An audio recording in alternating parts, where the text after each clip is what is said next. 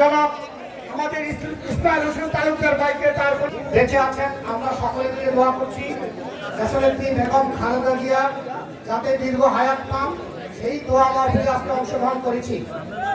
যেহেতু নির্বাচন সন্নিকটে, সেই হিসাবে একটি কথা বলেই আমি আমার বক্তব্য শেষ করতে চাই।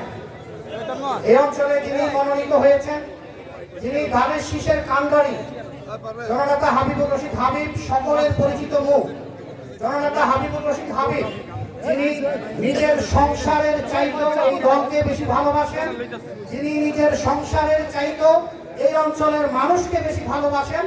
আমরা এই ভালোবাসার প্রতীককে ইনশাআল্লাহ ফেব্রুয়ারির 12 তারিখে সেটা উপহার দিয়ে আমাদের প্রতি যে 17 বছর অত্যাচার হয়েছে, নির্যাতন হয়েছে, আগামী ফেব্রুয়ারির 12 তারিখে সেই নির্যাতনের জবাব দিব ধানের শীষের ভোটের মাধ্যমে। সবাইকে ধন্যবাদ।